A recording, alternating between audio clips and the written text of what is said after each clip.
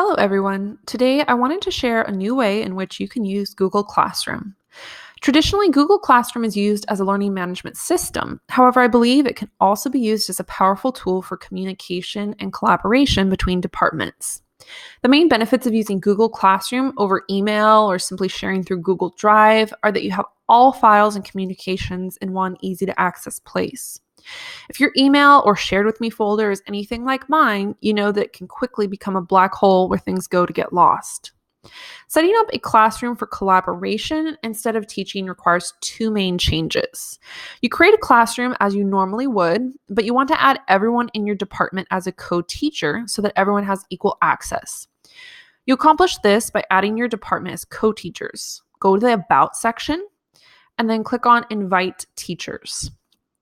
Type the emails of your department members and then choose Invite. They will receive an email with a link to accept, and once they do, you will see their name listed in the Teachers section here. The other main difference between a collaborative classroom and a traditional one is that you post questions or information as an announcement, and your department responds in the comments section.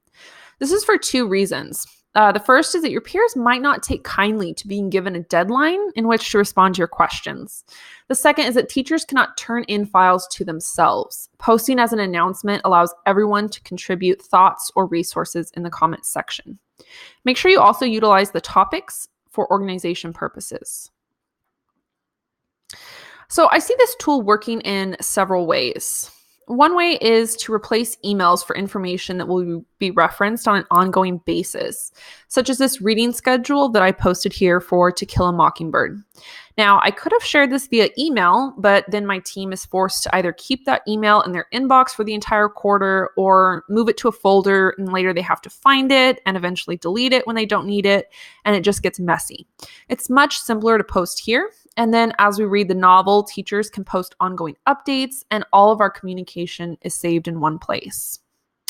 Another way to use Google Classroom collaboratively is to share resources, as I've done in this post here. We can discuss lesson ideas and share links or files with one another, and everything is saved in one place. It's also easy to go back and refer to previously posted material. Let's say I want to pull up my reading schedule. I can just go Control F for Find, type reading schedule, and it pulls the post right up.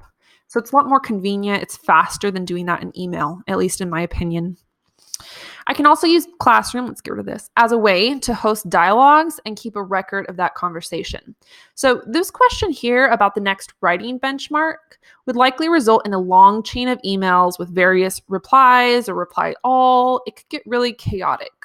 Here, the entire conversation is hosted in one place. Everyone can refer back to it, and I can copy and paste to share with administration if needed. The other reason I love Classroom as a collaboration tool is that it solves the problem of sharing permissions that's common within Google Drive. If I'm sharing resources manually, I have to find the file within my Google Drive, and then I have to choose who I want to share it with and what permissions they should have. It's very time consuming. Within Classroom, let's go back here. All co-teachers have access to a shared folder that can be accessed from the About page here, and it's also placed directly in their Google Drive under Classroom. Anytime you want to share a resource, you just make a copy and then place that in the Collaborative Classroom folder. This automatically changes the sharing permissions so that all co-teachers can edit the file. So for instance, I'm going to show you within my reading resources. Let's go to the Projects tab. And you can see here that this file that I've placed has taken on the sharing settings of the parent file.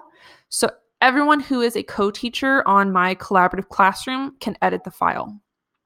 One thing to note is that you should always make a copy of the shared resource and assign it to your students from your own Google Drive folder. It can get messy if everyone's using the same file and responses end up not going to the correct teacher. If you can get all teachers in your department on board with a shared classroom file, it can be a really powerful way to organize all your lessons.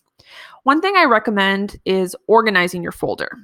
You can see I've done it here by separating between reading and writing resources, and I've separated even further by listing the novel or short story, or type of resource. This method of organizing requires a bit of a time investment up front, but it pays off when you go to find the file later. And if you're teaching the same content in the future, you can actually download by right-clicking and then uploading that folder in the future classroom that you use.